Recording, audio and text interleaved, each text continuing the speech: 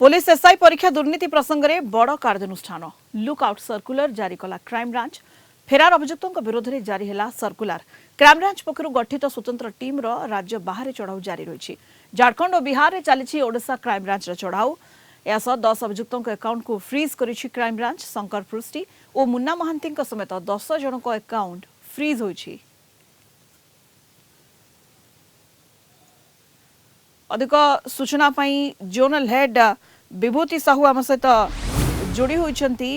विभूति, lookout circular crime branch पक्षर जारी करा जायछि एवं जो अभियुक्त रहउछंती सेमानक अकाउंट को फ्रीज करा जायछि। बड़ कार्यानुष्ठान पुलिस एसआई परीक्षा दुर्नीति प्रसंग रे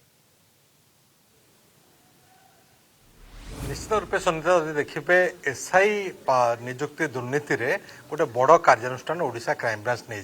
आप जानते ओडिशा क्राइमब्रांच यार तदंत करुच्ची एवं एबे जो फेरार अभियुक्त अच्छा से विरुद्ध में लुकआउट सर्कुलर जारी करा जायछि। एवं लुकआउट सर्कुलर जहाँ जारी करा जायछि ब्यूरो ऑफ इमिग्रेशन को से संपर्क में अवगत करा जायछि। ब्यूरो ऑफ इमिग्रेशन होउछि केंद्र सरकार संस्था जी कि सी पोर्ट एयरपोर्ट सहित जोगाजोग रखती एवं कौन व्यक्ति जी माइग्रेशन करुँच अन्य देश को पलाउंट जाऊँच से तीक्ष्ण नजर रखी था।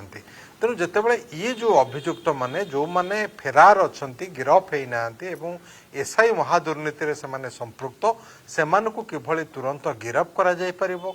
जदि सेमाने देश बाहर को जीवाकू चाहूथिबे ताहले गोटे रोक लागिबो बा सेही समय एयरपोर्ट रे बा सी पोर्ट रे जदि जीवाकू चाहूथिबे ताहले सेही जगह रे ताकू डिटेन करा जिवो रखा जिवो। सेथि पई ए लुकआउट सर्कुलर जारी करा जायछि एवं ता सहित 10 जनकर अकाउंट को मध्य फ्रीज कर दिया जायछि जहाँकि सेमाने राज्य बाहर बा जो कौन स्थान रे थिले सेमाने कौनसी पैसा जितेबाला तांको पाखरे नथिबो ताहले से धरा पड़िबा बा काहाकू टेलीफोन करी पैसा मागेबा ए कथा निश्चित रूपे हबो। तेणु से दृष्टि से अकाउंट को फ्रीज कर दिया जायछि। जदि टंका लांच कारबार करथिबे चाकरी देवाई कहीकि टंका आनीथिबे से दृष्टि ये अकाउंट्स को मध्य सब प्राय 10 जनकर अकाउंट को जो माने अभियुक्त अच्छा से अकाउंट को फ्रीज कर दिया जायछि। आपण जानिछन्ति प्रथमे 114 जन जो माने आशायी परीक्षार्थी थिले सेमानकु गिरफ कराइथला। 3 जन दलाल को गिरफ कराइथला किंतु जो माने किंगपिन एथिरे जो माने मुख्य अभियुक्त सेमानकु गिरफ करा जाय नाही। एवं या भीतर मध्य खबर आस्थिला जे बणिक जे कोचिंग सेंटर तार एकाधिक परीक्षार्थी आशायी परीक्षार्थी थिले जो बणिक उपरे चढ़ऊ करा भुवनेश्वर बणिक शाखा उपरे एवं ता परवर्ती समय 3 जन अधिकारी बणिक जे कि अकाउंट्स हेड जे कि तांकर एचआर हेड एवं मार्केटिंग हेड ए 3 जन को क्राइमब्रांच मुख्यालय को डका जाइथिला तांको पचरा उचरा कराइथिला। ता परवर्ती पर्याय स्वरूप ए भितर प्राय 7टी 8टी राज्य को ओडिशा क्राइमब्रांच टीम जाई सारलानी। एबे झारखंड बिहार रे ओडिशा क्राइमब्रांच टीम रही। आप जानते एथिरे 4टी स्वतंत्र टीम गठन करा जायछि क्राइमब्रांच पक्षरु एवं ए टीम पूर्व आंध्र प्रदेश पश्चिम बंग रे मध्य चढ़ऊ करथिला।